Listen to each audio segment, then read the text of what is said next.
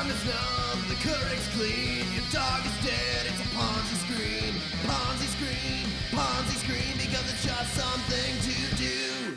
Throughout the years, Fannie Mae has developed candies that often become the center of many family and holiday traditions. Beginning with only a handful of confections, today Fannie Mae makes over 100 different confections and continues to develop new and innovative flavor profiles for our customers. Quality has always been the driving force behind the making of Fannie Mae chocolates in the 2008 financial crisis. Okay, because the first thing I think of when I think of Fannie Mae is not financial crisis, but a romantic sweets and treats. Okay, Fannie Mae, if you just gave it to me on just without any kind of context in previously, it almost sounds like a company that's like one of those sort of cute little companies that is trying to sell erotica or like sex toys, but they have like a fun name. Like in Portland, there was a company called Chebop, and their big thing was just selling like vibrators that cost $150. Fannie Mae sounds like this is a place where you can find something to stick in your holes. You know what I mean? Ooh, Also, yeah. Fannie Mae sounds it sounds pretty innocent in the United States, but if we were in the UK, that would be a downright pornographic name. Vagina May. Wait, Fanny's? Yes. Fanny means butt. No, it means vagina. What? Yeah, That's right. That's why it's they snicker at you when you head over to Bath or Kensington and you say, I got my fanny pack on. Yeah. Oh, you got your vagina pack on. Yeah, you can't go Yeah. to Liverpool or Manchester and talk about your fanny pack. I'll just Yeah, call if you go to fucking Suffolk or Norfolk or Edinburgh. Well, did the Scottish also? I'm sure the Scottish probably they play along just as much, but I'll just call it my snatch. yeah. I'll just call it my snatch pack. Ew, I don't like that at all. Gross. Well, they won't call. Too they won't do crude. Like that. I don't know. Yeah, I mean, it makes sense. I mean, it sits on right above sort of like kind of like groin crotchal area. It's a fucking fanny. You know, it's a vagina pack. Yeah. It means pussy pack. That's what it means. It means Ew. or fupa. I don't Actually, like- I think fanny actually is an acronym for fupa. Yeah, fat upper pussy area. Yeah, it's the for fupa. all the It's actually it's an acronym of Fanny. The of Fanny. It's what? It's a portmanteau. That's where. Never mind. All right. Yeah, I'm gonna bleep out a couple parts of that just to confuse people. Let's get back on the rails, boys. Yeah, pretty fun. I caught this while I was doing the thing that everybody who's normal does, which is going on Twitter, but not scrolling through it, only looking at Twitter mentions or Twitter news or whatever its moments. And I saw that Michael Avenatti actually got released from prison prematurely. He's still convicted, but he's just not being held in a federal prison. Italian anymore? lives matter. Italian lives matter. Yeah. Actually, I didn't even. It didn't even occur to me until just now that he must be Italian. That's a hella Italian last name for sure. But the weird take on it that kind of took me for a loop was this thing that a couple kind of sort of I don't know what you would call them, just sort of like hot take Twitter accounts. They were like, I can't believe we're letting out Michael Avenatti. They are letting R. Kelly and Bill Cosby rot in jail. Yeah, baby. I was like, all right, okay, well, let's cool the brakes on that a little bit, cool the jets, so to speak. They're right. Michael Avenatti should be like rotting in a jail cell waiting for trial, just the same way like some guy who like sold a cigarette on the side of the streets of New York did, you know. But like that's just finance and jail, baby. They'll let you fucking go out of jail in a heartbeat if you did insider trading, but they do not play well with any kind of violent crime, I don't think. Anyone Danny, you want to talk about what did Michael Avenatti do? Michael Avenatti.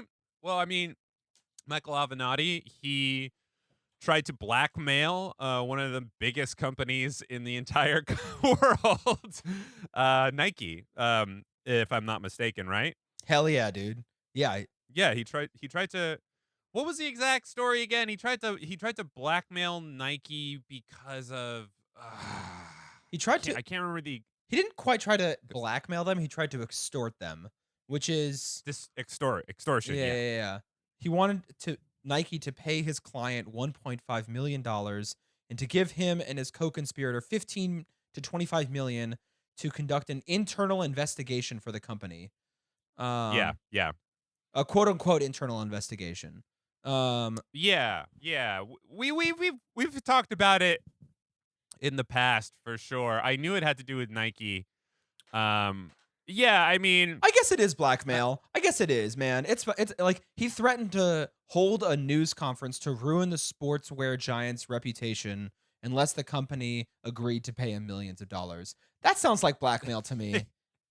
it's blackmail, but it's also just stupid because like what do you mean ruin their reputation? Like they have slave labor in like Asian countries. It's like it's one of those things where like every once in a while Nike and Adidas and all those shitty companies they have to put out a press release that's like, "Oh, we were not aware that the conditions in our factories in Cambodia were slave-like or indentured servitude. Whoopsie, indentured servitudes. Did it again. Sorry, you guys." So, like, what? You think you're going to blackmail them? Like, go fuck yourself. Basically, his client was a youth basketball coach who had information that Nike employees made illicit payments to the families of high school athletes. That's Oh, not nice. I mean, that's cool. That's cool as hell. That's really cool. I love that. I don't know. Ye- Yeah, paying them for what? Like supporting their career? Sure. I mean, I'm a huge fan of paying student athletes because they are being exploited. So why not give them a little extra cash to walk around with? Yeah, that's so. Wait, so this is like the coolest thing Nike has allegedly ever done. Yeah, that's pretty sweet, right? Yeah. Yeah, I mean, I don't know what the ethics are around that. You know, I just think that sports are messed up in how that they don't pay their athletes enough. I mean, when you get to the Yeah. top, sure, but there's that whole time when you are you get a scholarship to go to college based on your athletic prowess. But if Yeah. you get injured, you know, there goes your scholarship. So everything's based on that little bit of talent and luck that you have. And then during that whole time, you're not allowed to take bribes from Mhm. companies. Yeah. And you should or sponsorships. Yeah. They should Absolutely. get paid. Yeah. We're actually, and I think this sort of wraps a little bit around to COVID a little bit, where we are. It is sort of by luck of the draw, so to speak, that the coronavirus came up in the spring part of 2020, Mm. and you know because of that, all basketball was sort of put on indefinite holds. You know, there likely won't be a basketball season. That was probably the biggest signifier of coronavirus when the NBA was just like, no more games. We're canceling all of them. It's too many people in one place. The real test is kind of what Gabe was talking about. Was it will be in the fall when football season comes around, because as we all know, the NBA is the only woke sports league in the country, and Roger Goodell of the NFL is not. So there will absolutely be some spicy hot takes if Corona is still around and ruining things around then. I think it's going to. Oh yeah, it will. I'll put my money on it still being here for sure. And I think Roger Goodell is going to be he's going to do the right thing and he's going to rename the Washington football team the Washington COVIDs. Yeah. It'll be a market step up. Gabe didn't laugh at that joke because you're from DC and that's an offensive joke to you. Oh, well, I just don't pay any attention to sports, so I didn't know who Roger Goodell was at first. But now that I get it, Yeah. Roger I'm Goodell. right there. I'm with you. Dude, Roger, actually, I mean, real talk. Adam Smith, the NBA commissioner, he's the commissioner of a gigantic sports league. So, like, I'm not gonna say he is without sin, but I think he did one of the cooler things early on in the coronavirus outbreak, where he was like, I'm furloughing either a large part of my salary or like some of the executive salaries and sort of passing it along, which is fucking cool, man. That's like, that's really neat. Adam Silver. Adam Silver. That is what I meant to say, and who the current commissioner of the NBA is. Not Adam Smith. That was a different guy. That's nice. Well, sounds like Michael Avenatti did not do any of that stuff, and he still got out of jail for it. He posted a $1 million bond, and now he's a free man. But Well, you know what? This last week, Amber and I in my apartment, we had a fundraiser via Skype or a Zoom. We did a Zoom fundraiser for COVID bailout NYC, and Yeah. we raised $38,000 to get people What? out of jail right now in NYC. you guys because, raised you know, $38,000. Well, not all by ourselves, but yeah. Over the course Wow. of this weekend, COVID bailout NYC raised $30,000. Oh, okay. I was gonna say, like, Gabe, if you individually raised $38,000, that's who Yeah. do you know? Like, One I'm comedy saying. show. I misquoted. I said the wrong number, so 30,000. But it was through COVID NYC bailout, which is still a great cause for people to give money to. Yes. Because it's give to just people, like we were talking about Avenatti being able to post $1 million to get out, but most people who are in jail because of a Lucy cigarette or like a parole violation on some bullshit charge over $20 worth of weed, those Yeah. people, this is pre-trial, so they have to fill the jails up. They love having them full. Cops have quotas. And people are just wallowing away in this giant petri dish where COVID-19 is festering.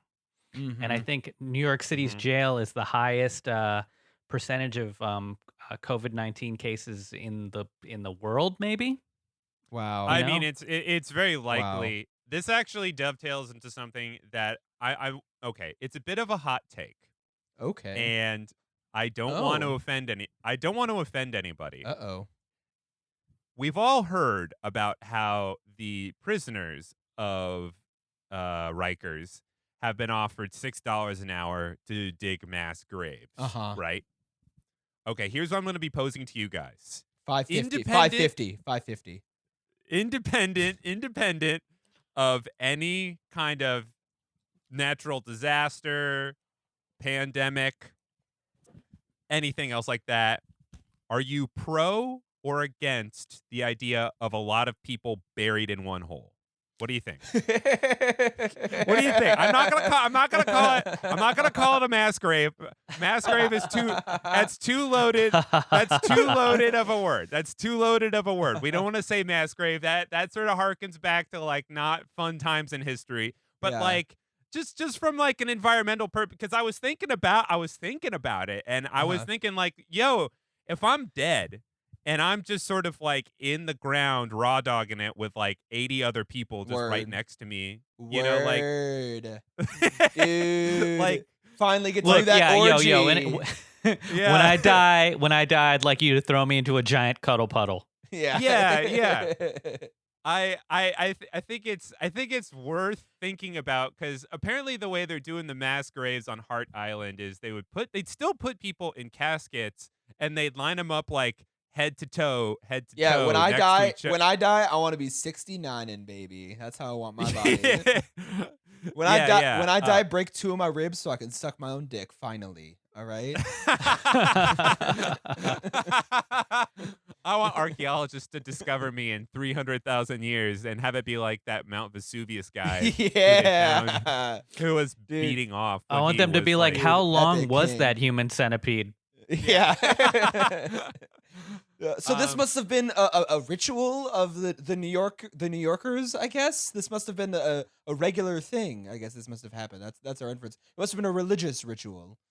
I just think look, I just think mass graves have been really sort of, it's a bad PR thing to have a mass grave these days. Mhm. But environment, I mean, like, look, man, you get right down to it, environmentally, energy efficiency, Mhm. I mean, So take all the here's I go on, got yeah. it. I got it, Danny. Here it is. You know how like when you get a driver's license, you gotta check the box that says I'm an organ donor.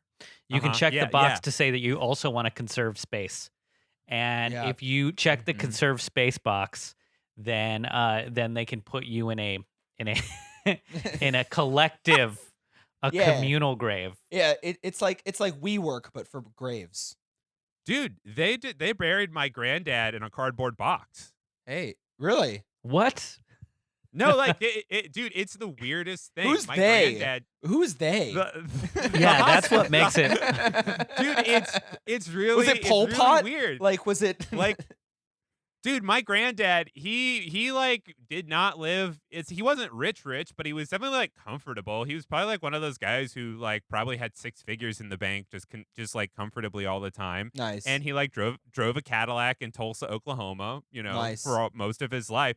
But when he died, he chose and elected for like a no frills funeral. They Oh, said, put me cool. in a box, put me in a cardboard box and bury me. And I was like, Nice. hell yeah, dude. I would love to be buried in a cardboard box. You let the worms get you. You get to go be part of the earth. That's it's beautiful. You know what I would like if I ever get sentenced to death? I want to be guillotined because Ooh, don't you think because like I don't know. First off, it's flashy, and I like the pomp and circumstance of it. Yeah. Um, Swag, it's swag. swag. Yeah. And second off, it's clean, happens real quick, and you get like 15 seconds of your head being separated from your body. It's like a K-hole. You know what I mean? Like you're in a totally different. Like you get this like mind body separation thing. That's fucking cool. And third, it's like it's like retro, super hipster to get guillotined. It's like It's a very bespoke execution method. so bespoke, so bespoke. no. This is what it is, David. This is like when you go to a McDonald's and you ask for fries that have no salt on them, because if they're unsalted, they have to make the fries fresh. So that if they use the guillotine, they have to like shine up the guillotine and make it like make it all like all nice and everything. Yeah, maybe they'll use it for someone else after me. Yeah. One can only hope. Oh man, dreams and memories. Okay, what else are we talking about today, guys? What else is on the what's all we have we were going to talk about the regulations, right? We're going to talk about the agencies. I guess I've been doing some reporting with my day job about the SEC in particular and how it's been responding to coronavirus. And one thing that would be interesting to look at is this. Before we go into the SEC, let's look at this article from Bloomberg. Basically, there is some accusations from some people. I mean, that agencies have been shutting down. That's not an accusation. Agencies have all been Yeah. on a skeleton crew. Everyone is operating, with social distancing. There's no takeout options available in these agencies, or takeout only. Yeah. It's Yeah. takeout only. But you can take cocktails with you, out of the FTC, so that's nice. But like there have been some accusations that they've been using this kind of partial shutdown of the executive branch, essentially, to unwind permanently other rules that are like political priorities. So this is kind of in its own way, its own form of grift of the like taking advantage of the chaos that is coronavirus and exploiting it for Sure. political purposes, right? So this Bloomberg article talks about how the EPA has been not punishing companies that don't monitor their pollution levels during the pandemic. That's so funny. In- Yeah, they don't do shit. Yeah. they don't do shit anyways, and now it's like they're not even sending somebody to the the fucking dick sucking factory to make sure all the dick sucking regulations are being followed. They're just sort of like no, whatever happens. And you're and the example you just gave is the dick sucking factory, the agency, or the company that's being regulated? The company that's being regulated. Oh, okay, All right. okay. Look, I don't want to exist in the world that like Aldous Huxley's The Jungle existed, where people got their arms threshed off in a dick sucking machine. Okay, like Yeah, get OSHA up in there. yeah. Okay, so another thing happened in Georgia. Basically a company that sterilizes medical supplies last year voluntarily shut its plant in Georgia to install pollution controls amid public concerns over fugitive emissions of ethylene oxide, a chemical that's been identified by the EPA as a carcinogen causing cancer. The company planned to reopen the plant, but the county refused to let it resume operations pending a review of the permitting process and fire production standards. FDA Commissioner Stephen Hahn wrote a letter urging him to help protect against COVID-19 by working with the company to allow for the appropriate sterilization of PPE. He says, we need more PPE supplies. You got to reopen this regardless of whether it's going to emit carcinogens. Yeah, so he's like, this is the cancer factory and that also makes PPEs. And you need to open up the cancer PPE factory because we need more PPE. And this isn't even a temporary thing. We just need to have, it's not, this is just, we're going to roll these things back, all of our EPA protections indefinitely. Yes. On April 8th, which is last week, a federal judge issued an order with the consent of the county and the company, which is called Sterigenics, allowing the company to use ethylene oxide until it issues a final judgment on the underlying lawsuit that Sterigenics brought against the county for keeping its plant closed on manufacturing a sham claim about violating protection codes. Basically, they are allowing it to happen temporarily until the lawsuit gets resumed. So, in effect, they're kind of letting the company go free until the lawsuit gets resolved. Yeah, I feel like there's two things that I saw from or heard from that. One is the sort of like break shit now, apologize later. Like they're just gonna try to keep doing this stuff, and then I'm sure probably in like 5, 6, 7 years there'll be some sort of thing where they solve it, and they're like, oh yeah, you broke a rule, pay $3 million, Yeah, and then that'll be 1,000 people got cancer and et cetera, et cetera. And then the second thing was my favorite verb that will get thrown around in these sort of like advisory letters is urging. Anytime you see in a letter or just sort of like any kind of proclamation, we urge you to do this. It is imperative for you to do this. It basically means we do not care what is going to happen. Yeah, like you Danny? yeah. David? Yeah. Yeah. It seems like it's time now that we have a national conversation around this issue. It's time for us all to come together and have a national conversation. Folks, around pollution. Folks, we're going to urge a national conversation. We're going to urge a national conversation around folks. Yeah. Urge is one of those verbs in politics that it should be an immediate red flag. If you see that, it means that person is either vaguely threatening, as in the one that you were kind of implying with like you need to make these PPE masks, or it is just a baseless, meaningless action verb where they are like, it doesn't matter if you do anything. Yeah, a little bit of both, maybe, right? If we get lucky. So then looking at a few others, there's a few things about how hours of service rules for truckers. There's some interesting stuff on abortion. Basically, there've been has sought to prohibit abortion unless it is to protect the life or the health of the woman. And here's my cat. He's right in front of the screen.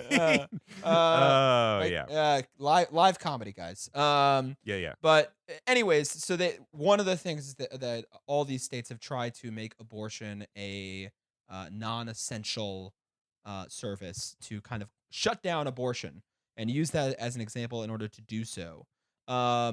Then union elections. So the National Labor Relations Board suspended union elections in the first couple of weeks of coronavirus, and then they backed off that directive. So initially they said they suspended it for 2 weeks, then they opened it up. However, they have, and I can get this from direct confirmation from people outside the Bloomberg article, they have opened it up, but they're not fully operational because only some of the local boards are doing actually doing hearings. And hearings are necessary for any sort of labor dispute, basically, and resolving in any sort of meaningful way that isn't just on the employer's terms.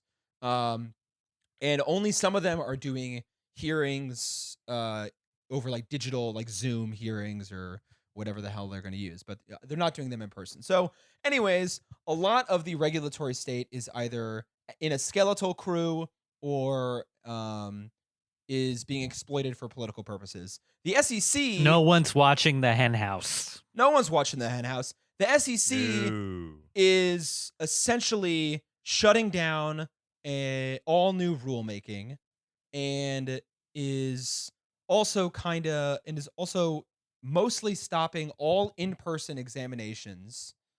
Everyone has gone remote at the SEC, which is, necessary and healthy. But then they're also granting all sorts of what I found amazing about looking at what the SEC is doing is how efficient and responsive they have been. That's not to say that it's bad, but it's just really fucking annoying that they would be so responsive to like the financial sector, but like something like the labor board would just be incredibly slow and inefficient at handling coronavirus and responding to it in an appropriate fashion. Like the SEC made some like temporary rule changes that say like there's certain thing like transactions that you need to do that you need to have like an actual signature of the of some firm or some particular officer, and the SEC said, oh yeah, you can just do that digitally, and they just allowed for that fine because mostly because one of the biggest lobbying bodies of the financial sector, SIFMA, the Securities Industry and Financial Markets Association, they wrote a letter to the SEC saying, here's what we need. And the SEC responded saying, done. We got it. Yeah. Done. We're good. One weird thing that they're doing that they are still moving forward with is the implementation of this rule called regulation best interest. And we talked about this a little bit when we did the episode about the Epstein cases. Yeah. And regulation best interest essentially was the result of many, many, many, many years of trying to implement a certain provision of Dodd-Frank. So after Dodd-Frank happened, they had to conduct a study, and the study concluded that nobody has any idea what a broker is and what a financial advisor is. Yes. We don't know. And so that said that you need to have the same laws of protection apply to brokers and financial advisors. Yeah, I recall this. Yeah, and so they tried to get that passed in the last years of Obama's SEC, failed because Obama couldn't get a fifth SEC commissioner appointed after 2014, in part because the Senate refused to give him one, which would have let him pass regulation best interest. And so he could have also done that in earlier years, I would imagine. Anyways, they tried to pass it through the Department of Labor because the Department of Labor has partial authority over certain sectors of the financial sector, like retirement plans. It passed, it became a rule, and then it got struck down in the federal courts because they basically said the Department of Labor is not the appropriate body to implement this rule. So then the Trump administration comes in and says, we're not going to implement a uniform standard for broker dealers and for financial advisors, we are going to have the same one for financial advisors, which is called a fiduciary, which is a high level. And then we're going to implement something called regulation best interest, which, depending on who you ask, is either the exact same thing of what it is, but it's with new fancy language, or it is a heightened standard, but is not the same thing as a fiduciary.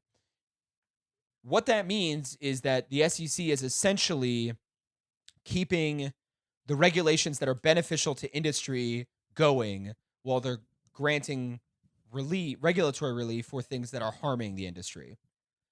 These are the nicest guys in the world. Just so nice.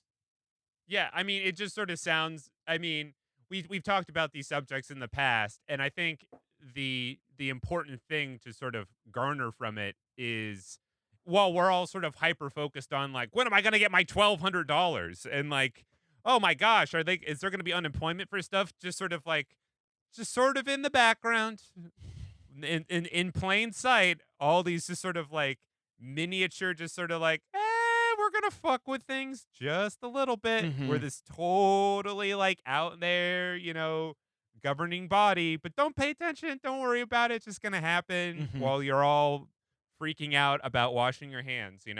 Yeah, absolutely. I mean, enforcement in the financial sector is a skeleton crew. I mean, they're not even doing in-person examinations. So that means that Right.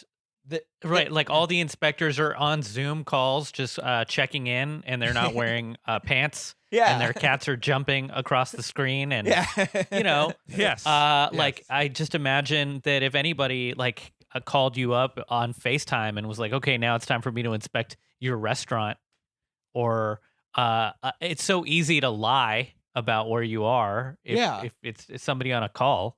Yeah. Yeah. Little do you guys know, I've been on the toilet this entire time. And you guys have Yeah. Yeah, I'm putting in a flushing sound effect right here. It's gonna be great. Yeah, I mean, 'cause, Right. we're on a Zoom call, but you guys can only see my face in the ceiling, basically. And then, like, for all we know, the SEC is like receiving documents, but they're just like, I mean, it's absolutely absurd. That there would be any sort of enforcement right now. So, like, there could be a whole lot of grift going on right now. I mean, like, folks, if you want to violate any of our federal securities laws, now is the time. there is a fire sale, and the product is theft. Yeah, baby. It reminds me of 9/11, and there were a bunch of people that faked their own deaths right after 9/11. Whoa. What? Oh, really? They were like, well, they'll just think that my body disintegrated in this building. And a bunch of people that were unhappy in their marriages just walked away from their lives. Oh! Oh, man. Oh, that's real. That is a guy who truly never will forget. Are you That's And really then something. in the outer boroughs, there were a bunch of murders all around the same time on that day because all the police were down by the towers. Yeah. There was a huge amount No. of. Yeah, dude. I think I have heard of that, Gabe. Apparently, like in Washington Heights, a couple gangs just sort of like let shit hit the fan. They're like, all right, the cops are in the lower Manhattan. Going at a They business really- sale on murders. Yeah. It was. It went down apparently. Yeah. So See, that's like- in yeah. some these aren't violent crimes that are happening in the absence of any like all of our hysteria. We're turning a blind eye to regulatory systems and institutions we have in place, but it's similar. It's like now it's a perfect opportunity for grift and graft. Grift and graft and greed. Yeah. Mhm. Sunday. Grift and graft and greed. Could we call could- these? They're like pandemic profiteers. Mm-hmm. Yeah, shock doctors. Yeah, baby. Yeah, spin doctors, if you will. Ew. So that's the update on what's going on at the SEC right now. Mostly, I mean, there's this one new commissioner, who is supposed to be like the lefty commissioner. She's her name is Allison Heron Lee, and there's been comparisons made to Elizabeth Warren. She was the former commissioner to So basically, the SEC has a structure where there are 5 commissioners, and 2 of them have to be from a non-party of the president of the United States. Yeah, you've mentioned this before. So Yeah. Allison is in the Democratic seat, and she was basically like, no. I actually she kind of said something that was weird and confused people. She said, I actually want to pause all agency rulemaking during coronavirus. She's like, let's pause these rules. And everyone was like, oh, she's so industry friendly. Like, why is this Democrat being so industry friendly? But then you think about it a little bit more and you realize all of these rule proposals are incredibly friendly to industry. So the SEC is currently very busy, actually. They've had one of the busiest couple years in a long time. And they're making all these rules that overall will be very beneficial to industry. Some of the rule proposals are like stuff we've talked about in the past, like trying to get more retail, Main Street investors to be able to invest in, like private funds, like private equity and stuff like that. Some of them are like loosening restrictions. Some of them are doing all sorts of other weird little stuff like that. And yeah, she was like, yeah, I want to pause these. And so it was just like a weird moment where everyone was like, wait, Allison Heron Lee, she likes us? Why do I love Allison Heron Lee as being like all these like industry people were saying that? And then, all the, but then the really, all the investor advocates were like, no. I see what she's doing. She is deep. She's like deep cover. She's being like deep woke, super woke. She's 4D chessing, yeah, she's 4D chessing the securities industry. But she's also just being an obstructionist, right? In a good way. Yeah, I think so. That's what it seemed like to me. In the hopes that if you pause these rules long enough, who the hell knows how long this coronavirus lasts, and then if you pause it long enough, maybe in November we'll get, a Jill Stein presidency, and Jill Stein will implement some rules that are favorable to, that are not so favorable to the investment, the financial sector. Yeah, I don't know, man. I don't know. That's it. That's all I have to say about that sector. Do you guys want to move on to something else? Spanish flu. Yeah, it happened in 1918. Don't know why it's called the Spanish flu since it originated in Kansas. Hey, you fucking loser! It should be called the Kansas flu. We should. That's actually my mom's name. So please don't say that. Sure, killed 50 million people around the world.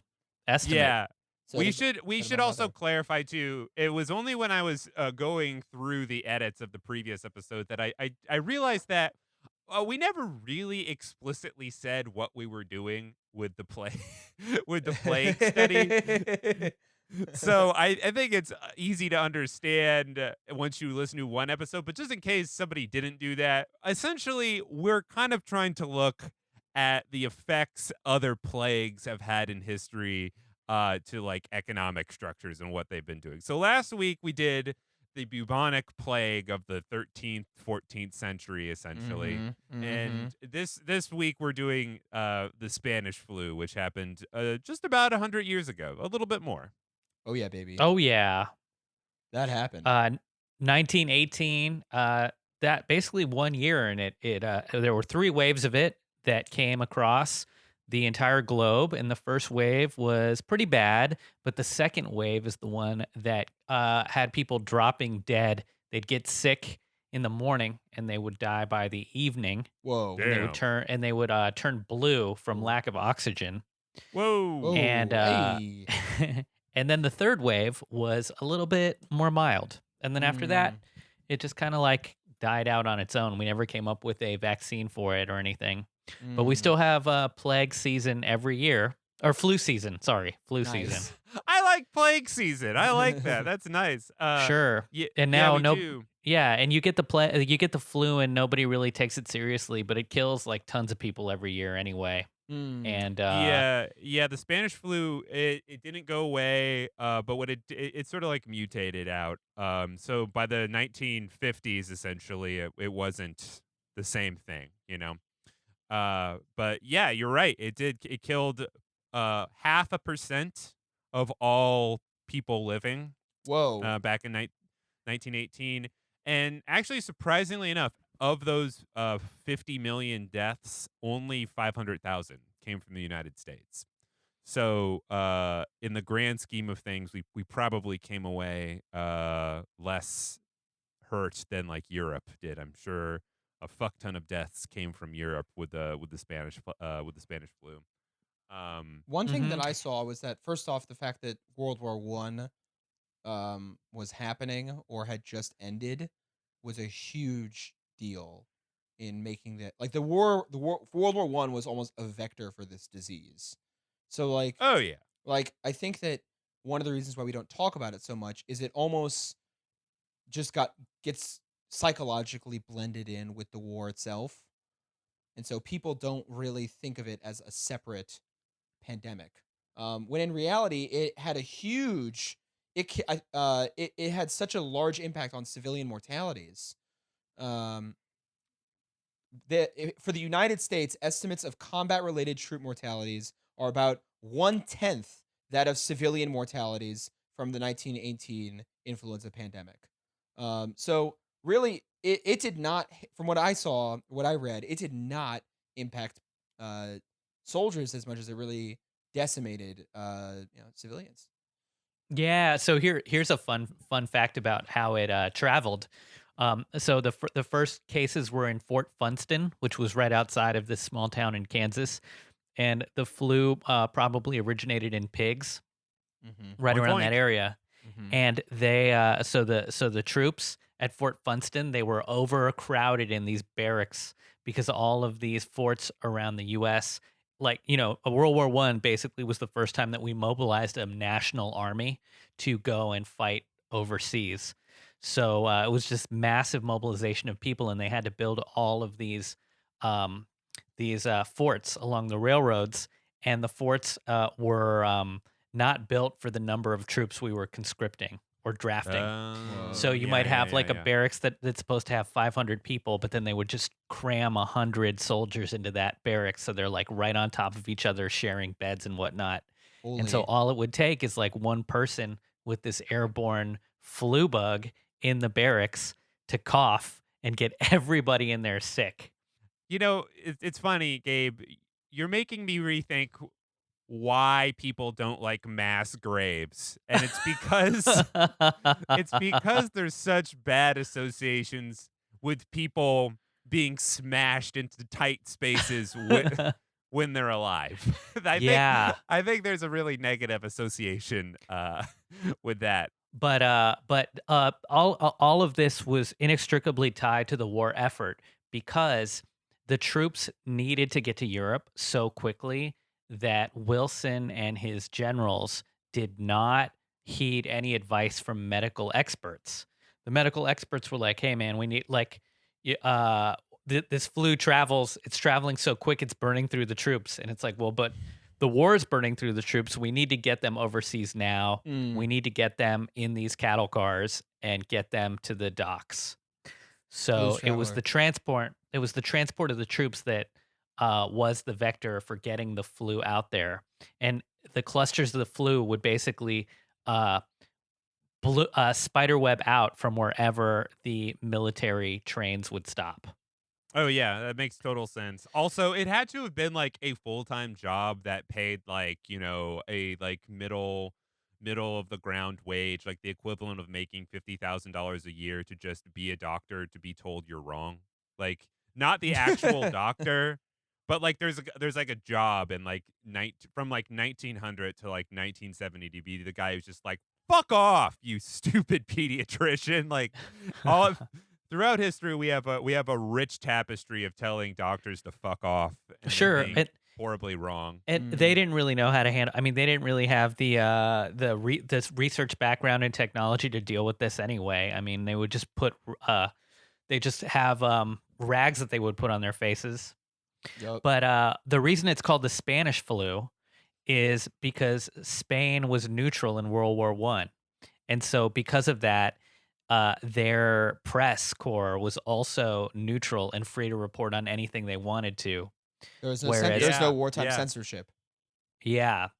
And every other country was suffering from influenza to the same degree, but they had a much more positive narrative around their homelands because they didn't want they didn't want to show weakness. Yep.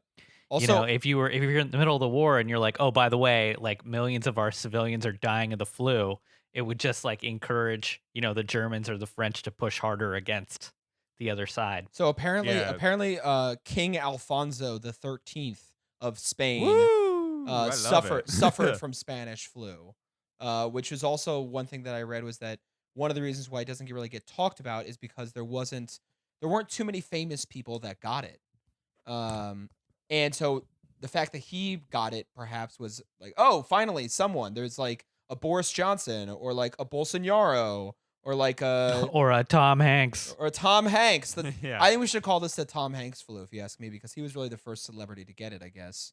And they don't. Yeah. There wasn't anyone besides King Alfonso the 13th who got it, and so maybe that was another reason why it was called the Spanish flu, because Spain wasn't the only country that was not neutral. AKA, Yeah. if you're neutral, then you're siding with the Habsburgs. Yeah.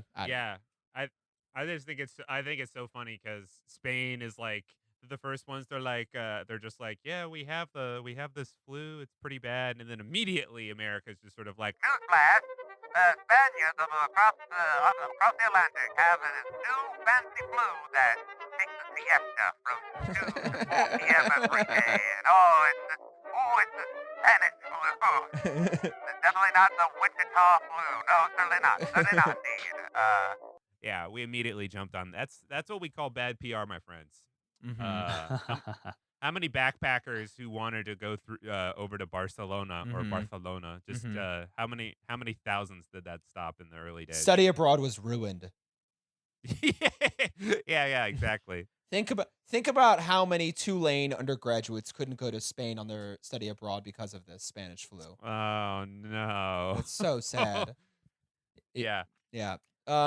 So one thing that I found was what's different about this disease, the Spanish flu, is that the people that died that were most likely to get it were between the ages of 18 and 40. And I think that this might be because it followed the war. That's what it's strange because obviously now for COVID, 18 to 40-year-old folks are probably the safest from coronavirus. If older people, immunodeficient people are much more likely to get it. So there are some differences. So when we start thinking about the economic impact of Spanish flu versus coronavirus, and if we want to make comparisons, you have to recognize that the Spanish flu is hitting the most, kind of able-bodied, economically productive segment of the population. It's blasting out at like the population pyramid. Have you ever heard of a population pyramid? No. It's when it's like if you just picture in your head like a triangle or a pyramid. The whole theory is that the top is supposed to be like 80, 90-year-olds or whatever. The bottom is supposed to be like 0 to 10 or whatever. But that chunk in the middle is the people who are able to work. I see. And if the chunk on the top gets too top heavy, gets too big, then you just have like an incredibly precarious situation where the people in the middle have to carry the brunt of everything. And like modern societies that have had to deal with that are like Japan.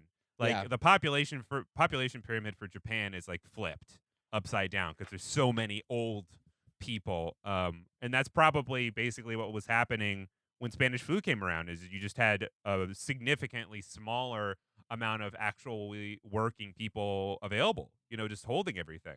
If it's a wartime disease, which Gabe is saying that it came from and followed American soldiers, right? Well, it would have happened no matter what because Okay. it came from a farm. I see. But the troops were a great delivery mechanism. I see. Yes.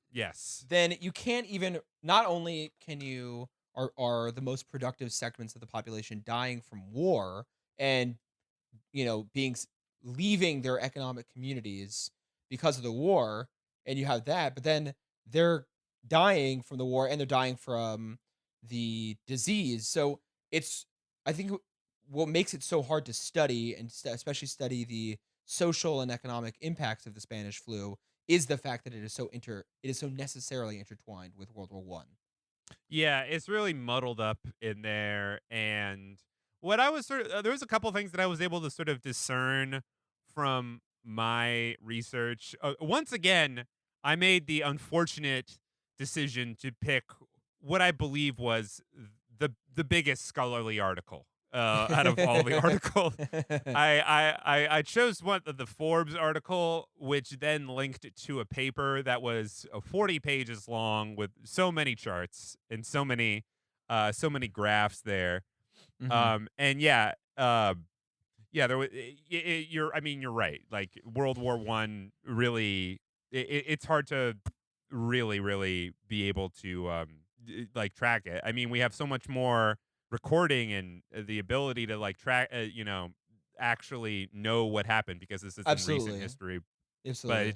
But it's all, I don't know. It was a clusterfuck, You also had a lot of people that were born during that generation of children that were born Yeah. in 1918 that long term for the rest of their lives had a lower academic performance and a lower ability to hold down jobs and generate wealth. I saw that paper as well. So something about it just had like long-term cognitive effects on people having survived that as like little kids or in utero. Yeah, if you were in utero Interesting. and your mother had the flu, It was a wrap. It was a wrap. It would affect your cognitive or physical form, and it could make you susceptible to lower cognition or lower, make you disabled in some way, which would, kind of like alter your own capacity to contribute to the economy, I guess. I mean, if you're going to look at it like in a weird way. Also, you have a disability. Like what was weird about that article, which was just like, oh yeah, and that hurt the economy. It's like, well, hold on.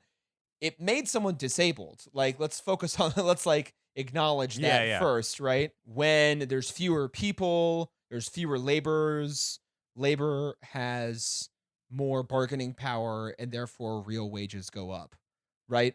And he kind of made that argument that in the whole, it could have been good for wages, but the cost of that is just hundreds of thousands of people dying. It was a challenging time to like labor wasn't going to really benefit from this though long term because it's unsustainable to have a culling of people every so often, and then also the it was like a cullings. wartime economy and labor probably wasn't doing so well because they were mandated to work for the national effort.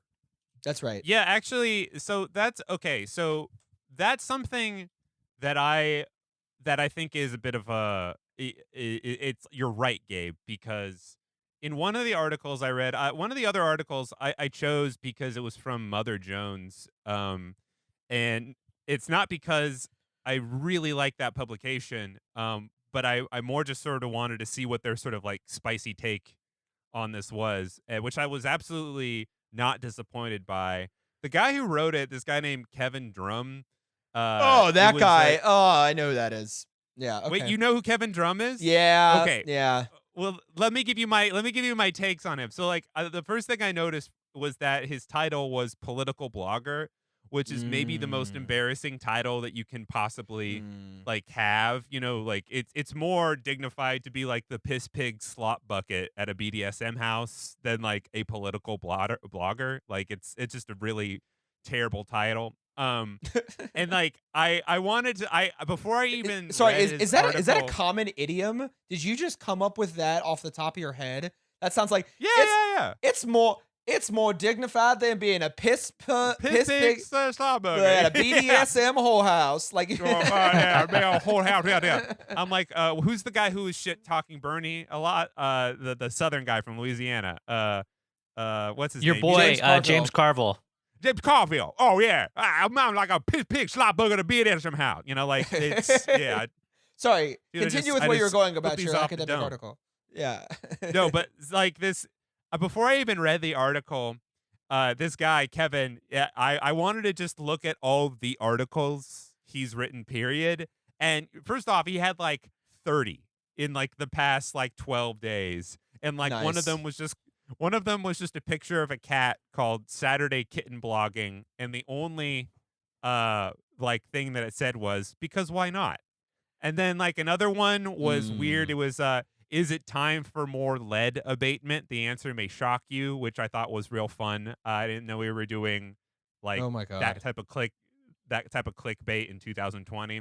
The point being is his whole like his whole like thesis in his article was just sort of like, well, I don't know if the Spanish flu actually affected things too much because industrial like manufacturing continued to go up and keep doing things. And the thing that I got from that article, or at least the point of contentions that I wanted to make, was like, well, of course industrial production like continued because there was like no labor practices of the time. Like yeah, like it was like this was like right as like the socialist movement is just starting and like actually being a force in the United States. Yeah. So like I mean the fucking Also, Eugene V. Debs is in jail at this time. Yeah, exactly. Oh, like yeah. The Jungle had just been written, talking about how Chicago was just a meat grinder, essentially. So it's like they're gonna force people to continue manufacturing. He said when this article he said, quote, from a cold-eyed economic perspective, the coronavirus pandemic is unlikely to be as severe as the Spanish flu because the Spanish flu had a surprising modest effect on the economy 1919 and beyond, which is just dumb because it's 1919 and like 12 years after that you have the Great Depression. Yeah. It's like what the fuck are you talking about? And then as far as like comparing it to Corona goes, I mean, 1919, the beginning of the 20th century, that's like right as capitalism is in its like flourishing. Let's make a factory. Who gives a fuck about the environment? Let's like produce and make and do whatever we want, Like that's in full swing. Like Rockefeller is alive. Yeah. Carnegie is alive. All these things are happening. But, to say that the coronavirus won't have a deep and long economic impact, I mean, it's just not taking into account what stage of capitalism we are in right now. That's right. We're in a completely different area where like not only do we just produce far less than we do, but like we're also just the way the types of jobs that people have they're just far different, Yeah, we're not like it's almost cliche, and it sounds like, unfortunately, it sounds very Trumpian to say this, but like we don't make things anymore. Like and Yeah. that's true. We measure our economy has been financialized, and we have a lot more people who are like marketing consultants than we do people who are like people who like seamstresses or like steel workers or farmers. Like there is the measure of economic growth is contingent on consumption, service, and management, not on actual like production and increase in like overall social value. Can I tell you what, David? I feel like my management skills have just shot through the roof with all these Zoom calls I've been on. I've gained so many experience points. The pandemic is really like pushed up my professional development IQ points. Dude, you're adding Oh that. You're my adding that to your God. LinkedIn tab. It's like, what did you get out of the pandemic? Well, I've learned how to make background screens when I conference call with people. Yeah, and honestly, who needs like a lathe or a bandsaw or a fucking, a coat that wasn't made in 5 countries when you can have like the Senior Frogs logo in the back of your Zoom call? That's It's called far brand. more. It's called brand exposure. Yes. Yeah, actually, I if that kind of dovetails a little bit into the other far more academic journal that I attempted to read. It basically had the theory that the social distancing aspect of the coronavirus is a positive thing, and even though there's sort of this large pushback from the Trump administration and a couple others that like we need to reopen the economy, it is far better in the short term to just wait out the worst effects of infection and what have you, and keep the economy Yeah. closed. They Yeah. actually talked about that in that article about how like one of the worst places that were hit was Pennsylvania, oddly enough.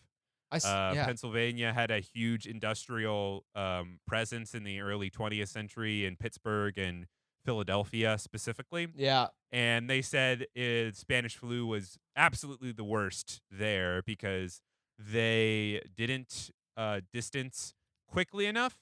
And Mhm. then my assumption and my educated guess is that because there was so much manufacturing that was continuing to happen, they were Mm. like, well, yeah, just go back to your job where you make gigantic cast iron parts and, you have to do this. And it ended up biting them in the ass because of Yeah. that. Well, we In see that Western. well, exactly what you're talking about, Danny, has to do with the living conditions of people who worked in these factories too, because people lived in slums in Philadelphia at the time, and you would have workers and laborers, day laborers, who would spend basically they would rent a room in a house. They would rent the bed during the day. One guy would rent it, and then he would get out of that bed to go to work at night, and then the guy coming back from his day shift would get right into that same bed. Ugh. And Ooh, man. they brought this up now. This is what the conditions are with farming in the U.S. I mean, we could be looking at a total collapse of the agricultural sector, but there is social distancing when you're out in the fields, picking the fruits and picking any like plants. But at night, all of the laborers go Yeah. back to these little these like shared living spaces where they're right on top of one another. And the most expensive utility out there in the fields is water. So they are rationing their water when they're at home, which means nobody's washing their hands. Oh, no. God And damn. and then so they're all going to get coronavirus at night, and then they're going to be socially distanced during the day when they pick strawberries. And then if you're like if you're a college student, then you're also like on leave right now. You can't go back home because there's not enough space, so you'll be crashing somewhere and you have a gig job. I read an article in the Times today that described some 19-year-olds who basically aren't in college because school's canceled, and so they are working gig jobs, and because they're working gig jobs, they're like they can't afford a living situation that would grant them the opportunity to social distance. So again, it sounds almost exactly like 1918, 10 people in one house or something like that, where they just can't afford to socially distance. I mean, this is happening here and very close to all of us. Um, Yeah. One thing that I wanted to say, which was in West Philadelphia, flew from Spain. That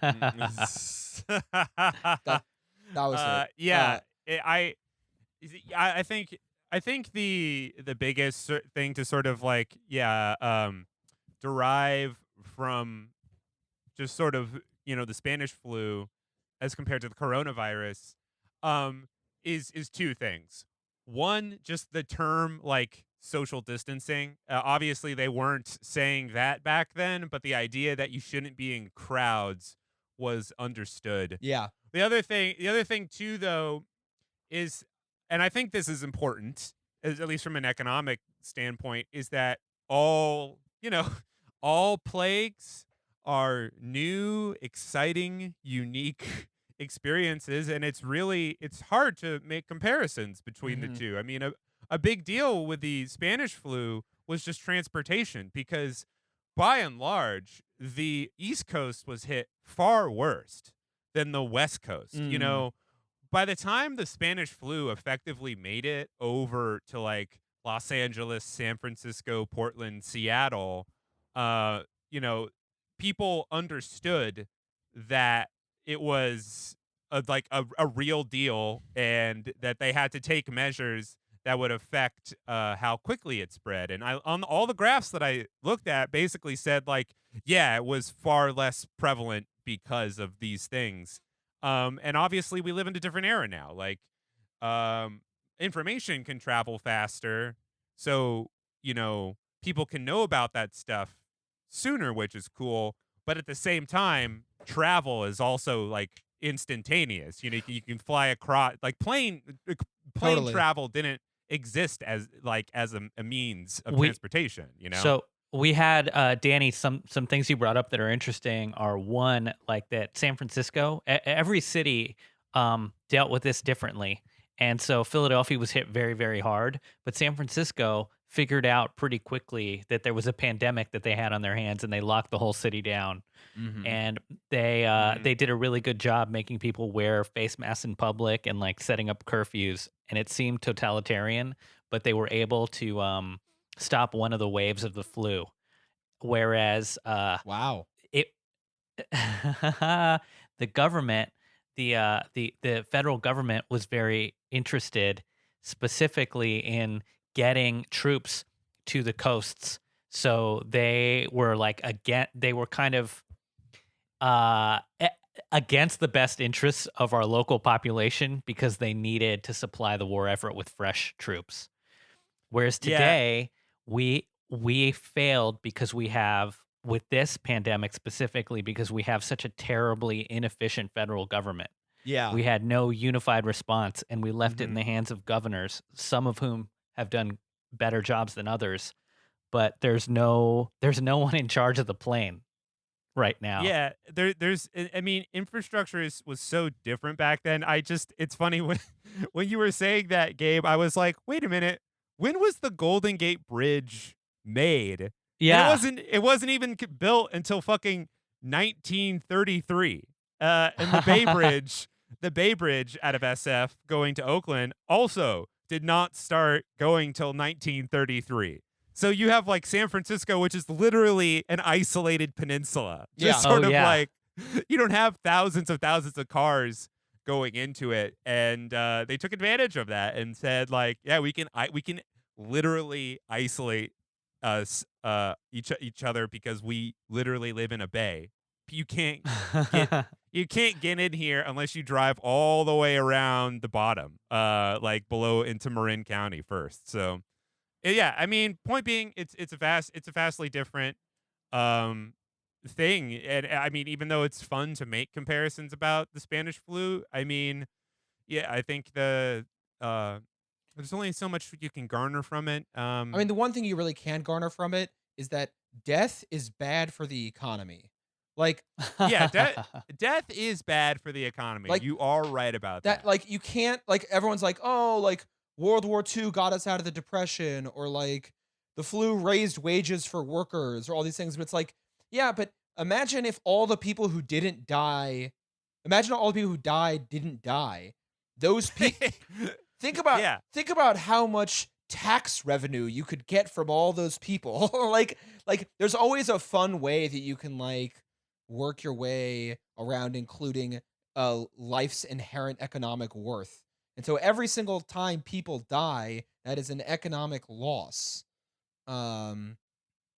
Yeah. I mean, well, so I'd say though that but on a political side, a positive thing that comes from pandemics is that it does reveal the tenuous nature of the current system, and it Yes. also heightens the distinctions between the haves and the have-nots, and Mhm. it shows you exactly what the flaws are with our medical healthcare system and with our distribution system when it comes to supplies and our readiness. So And go ahead. how the bullshit that's coming out of our president's mouth and some of our governors.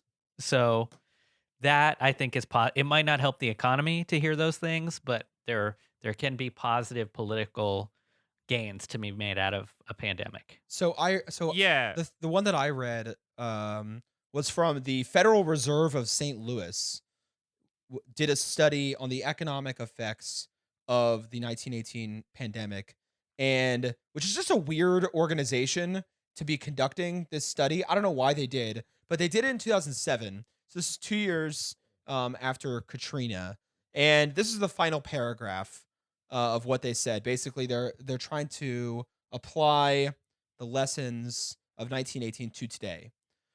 And I quote, "Of course, mitigating a pandemic will require cooperation and planning by all levels of government and the private sector. Unfortunately, a 2005 report suggests that the United States is not prepared for an influenza pandemic. Although federal, state, and local governments in the United States have started to focus on preparedness in recent years, it is fair to say that progress has been slow, especially at local levels of government. Different levels of governments have been relatively ineffective in coordinating a response to disasters in the past, whereas private charities and volunteer organizations like the American Red Cross often perform admirably and are often the first responders. Assuming that citizens want government to mitigate an influenza outbreak, there should be concern about government's readiness and ability to protect citizens from a pandemic. Perhaps public education on flu mitigation, a greater reliance on charitable and volunteer organizations, and a dose of personal responsibility may be the best ways to protect Americans in the event of a future influenza pandemic." What the fuck is this goddamn Harry Truman ass, Missouri ass, fucking what's your barbecue sauce supposed to taste like? Fucking yeah, shut the front door, you pieces of shit. Goddamn Bill and Melinda Gates Foundation, motherfuckers. What, you guys don't think that charity and personal responsibility can solve all problems? Yeah. Hey, I think, Gabe, honestly, this pandemic, it's your fault, and I'm ready for you to take responsibility for it. All right? Yeah, it's very personal. It's personal to this podcast. Yeah, it's personal. It's a personally held belief. Yeah, yeah. I mean, it is insane that this guy is basically spends all this time talking about how horrible the government was at responding to the Spanish flu federally, and then how horrible it was in responding to Katrina, which happened 2 years earlier. And then it cites a paper that says how horribly the federal government is prepared for a future pandemic. And then he says, the only thing that we have to protect that we have is each other. That's all we have. And we just, there is no way that the government will ever be good enough. Fucking loser. Well, don't listen to those fucking cucks. Yeah. I think that's good though. I think we got a good handle on that, and we're gonna talk about Ebola. We're gonna try to talk about Ebola next week or in the near future. That one's very recent, but we'll still be here. I'll still be on the streets, delivering food and not coughing into people's mouths. Yeah, that's about it. Yeah, I have horrible back pain, actually, and I hope that it's better by next week. Yeah, you're sitting all the time. I'm sure it's because you're sitting all the time. I'm sitting on a couch, and I'm trying to do work on a couch, and so I've had these horrible back spasms from my ergonomic chair. I miss my office chair. You got to get a massage cane and a Excuse me? foam roller. A massage cane? Yeah. There's these little trigger point canes. They look like question marks. Yeah. They're like that, and they like really get you, It sounds like they dig in. That sounds like something like a creepy Willy Wonka would use. I don't know. Oh, that's why I've got one. Like Willy Wonka the rapist. Yeah, like yeah. I don't like it. Gross. Well, yeah, but that's it. My name's Danny Feltz. Gabe Pacheco. David Bradley Eisenberg, Ponzi Scream. God bless you all. Good night. All Get right. out of here. Have a great night.